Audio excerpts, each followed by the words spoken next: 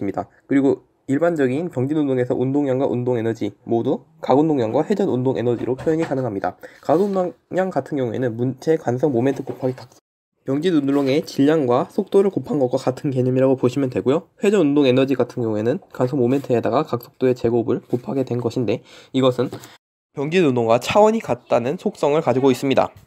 경진 운동과 회전 운동을 함께 하는 물체와 같은 경우에는 이 두 가지 요소를 함께 생각해야 되는데요.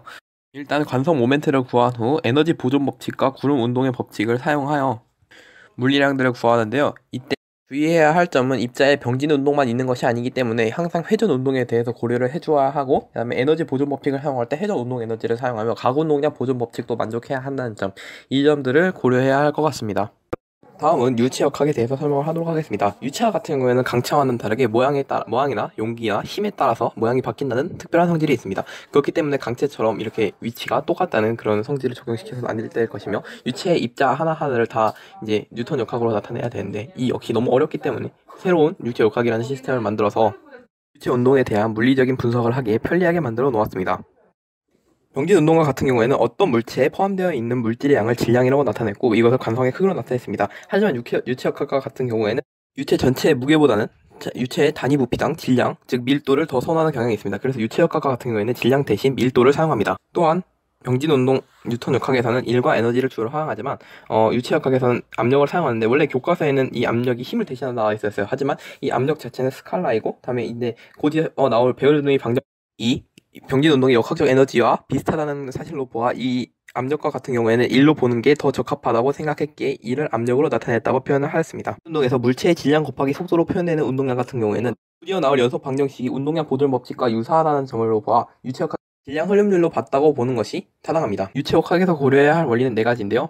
미패드 공개에 담긴 유체에 가한 압력은 항상 일정하다는 파스칼의 원리, 그리고 어떤 물체의 전체 또는 일부가 유체에 잠겼을 때 그 잠긴 만큼 들어올리는 힘을 받는다는 아르키메데스의 원리, 그리고 연속 방정식과 베르누이 방정식에 대해서 고려해야 되겠습니다. 연속 방정식 같은 경우에는 부피 흐름률은 같은 이상 유체에 대해서는 항상 일정하다는 를 담고 있으며, 베르누이 방정식과 같은 경우에는 유체의 높이에 따른 압력에다가 속도에 따른 압력 차이, 그리고 외부 대기압과의 합이 항상 일정하다는 사실을 보여줍니다. 그리고 이 베르누이 방정식과 같은 경우에는 역학적 에너지 보존 법칙에 부피를 나눈 값이라는 것을 금방 알 수 있겠습니다.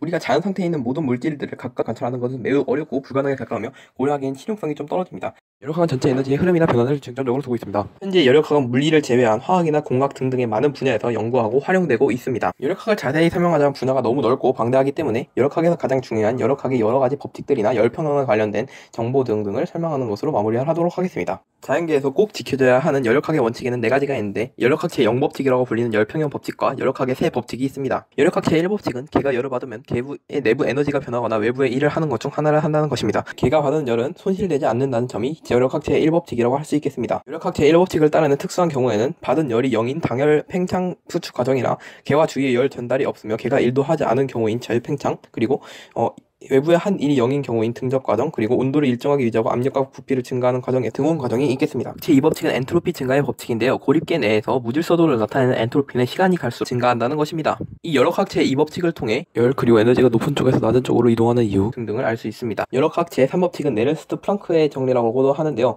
열역학은 열에다가 온도를 나눈 것뿐만이 아니라 볼츠만 상수의 자연 로그, 그러니까 무질서 경우의 수로 엔트로피를 정의할 수 있으며, 이 법칙을 이용하면 절대 영도는 자연계에서 절대 만들어질 수 없는 온도임을 알 수 있습니다. 열역학에서는 이 3가지 법칙과 열평형 법칙을 적절히 조합, 자연계의 에너지 흐름이나 무질서한 것들의 운동들을 총체적으로 분석하는 데 열역학이 사용되고 있습니다. 지금까지 뉴턴 역학을 기본으로 한 회전역학, 유체역학, 열역학 등 여러가지 역학에 대해서 알아봤는데요. 운동 분석을 쉽고 효율적으로 하기 위해서는 상황에 따라서 적절한 역학을 사용해야 되겠습니다. 감사합니다.